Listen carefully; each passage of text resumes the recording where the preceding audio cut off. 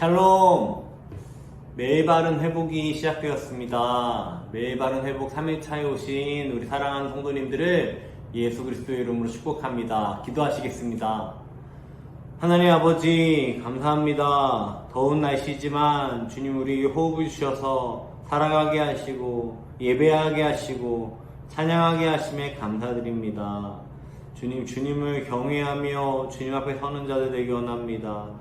거룩한 주님의 백성으로 살아가기 원합니다. 주님 함께하여 주시옵소서.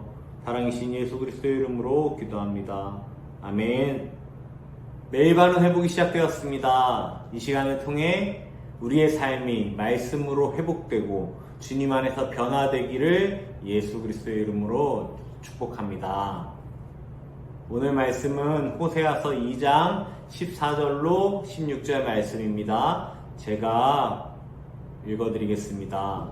그러므로 보라, 내가 그를 타일러 거친 들로 데리고 가서 말로 위로하고 거기서 비로소 그의 포도원을 그에게 주고 아골 골짜기로 소망의 문을 삼아 주리니 그가 거기서 응대하기를 어렸을 때와 애굽 땅에서 올라오던 날과 같이 하리라.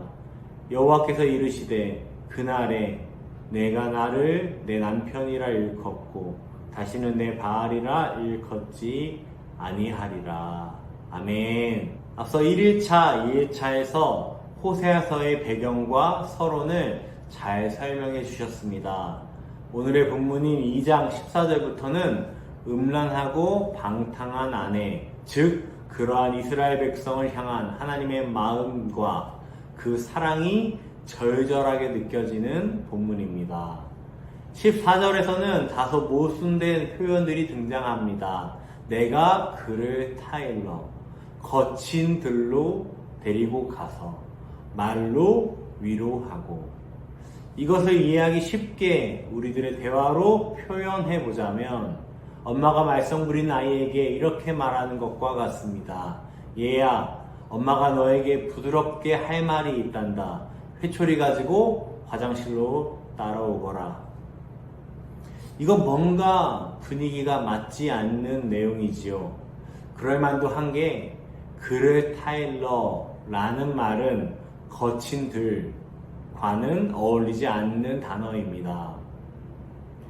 사실은 14절에 표현된 그를 타이르다는 단어는 성경 원문에서 그를 유혹하다, 속여 꿰어내다 라는 뜻을 갖고 있습니다.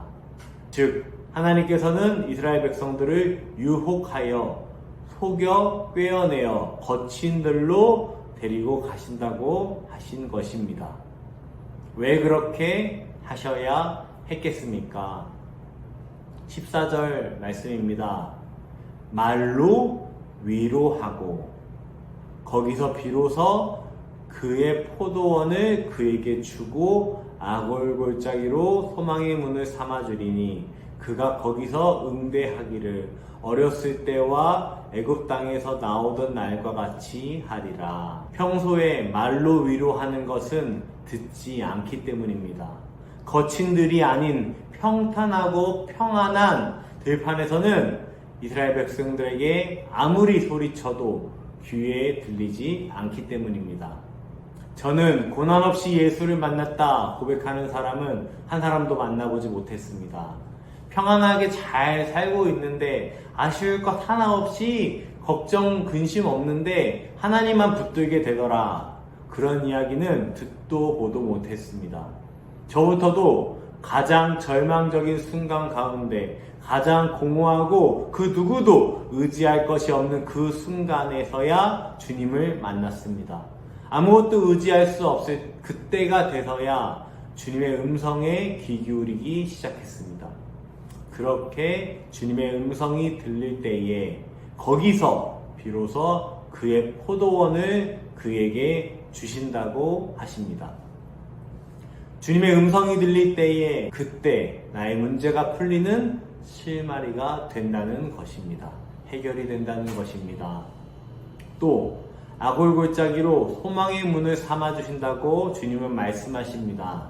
아간이 죽었던 여호수아 시대 때 그 아간이 죽었던 아골골짜기는 괴로움을 의미합니다. 환난을 의미합니다. 그 괴로움을 소망으로 바꾸어 주신다고 말씀하십니다. 그 소망의 문이 무엇입니까?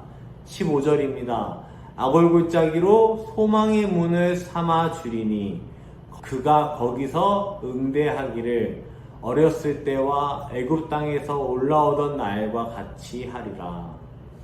애굽 땅에서 올라오던 날은 무엇을 의미할까요? 그것은 유월절을 지나온 것을 의미하고 있습니다. 그렇다면 유월절을 지나온 것은 또 무엇을 의미할까요? 그것은 바로 예수 그리스도의 대속하심을 의미합니다. 즉 유월절 어린 양의 죽음으로 새로운 십자가의 소망을 주시겠다고 말씀하시는 것입니다. 하나님께서는 호세아 2장 15절을 통해 소망 없는 골짜기, 소망 없는 아골 골짜기와 같은 우리에게 소망의 문이 되어주시는 분은 예수 그리스도라고 분명하게 말씀하고 계시는 것입니다.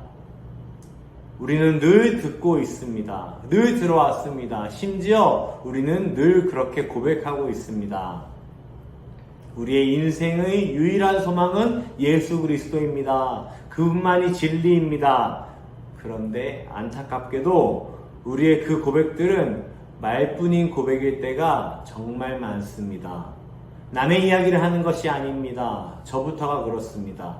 사역자의 길을 걸으며 주를 위해 살겠노라, 십자가를 지고 가겠노라, 좁은 길을 가겠노라 고백하고 걸어가고 있지만 매일매일 하루의 첫 시작을 호흡을 주신 주님께 감사하며 시작하고 있지만 저에게도 여전히 바알과 같은 우상이 자리하고 있음을 인정하게 됩니다.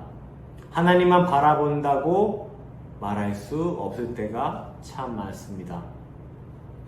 저에게는 그렇지 않을 때가 더 많습니다. 끊임없이 불평을 합니다. 원망을 합니다. 두려움을 느낍니다. 이 사역자의 길에서 도망치고 싶을 때가 한두 번이 아닙니다. 낮아지고 싶지 않습니다. 수고하고 싶지 않습니다. 내가 스스로의 안전을 보장하고 싶습니다. 높아지고 싶습니다. 게으르고 싶습니다. 마음대로 살고 싶습니다. 이것이 저의 현실입니다. 저의 모습입니다. 그런 저에게 또 여러분에게 하나님께서는 이렇게 말씀하시는 것입니다. 내가 너를 고통 가운데서 만날 것이다. 그리고 위로할 것이다. 그 속에서 소망의 문을 발견하게 될 것이다. 그 문을 열고 그 고통 가운데서 나와라. 돌이켜서 나와라. 그 문은 누구십니까? 예수 그리스도. 그렇게 소망의 문을 나온 우리에게 주님께서는 이렇게 말씀하십니다. 16절입니다.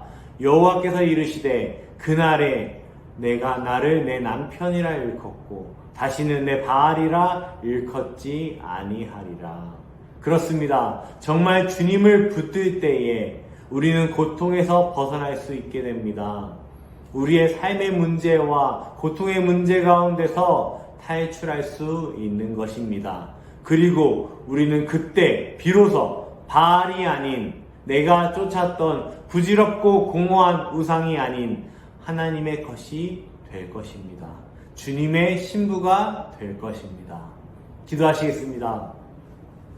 하나님 아버지, 그렇습니다. 우리가 주님을 위해 살겠노라, 주님만 믿겠노라 하지만 우리의 삶에서 끊임없이 바알을 붙들고 삶을 우리가 인정합니다. 우리가 물질을 붙들고 살고, 우리가 가족을 붙들고 살고, 우리가 집을 붙들고, 주식을 붙들고, 직장을 붙들고, 여러 문제 가운데 내 능력을 붙들고, 또 원망을 붙들고, 미움을 붙들고, 그렇게 살고 있음을 인정합니다. 주님 우리를 붙들어 주시옵소서. 주님 우리가 소망의 문을 통과하여 소망의 문을 붙들고 소망의 문을 열고 나와 그리스도의 십자가 보혈을 통과하여 주님 앞에서는 주님의 자녀들 될 수 있도록 은혜 입혀 주시옵소서.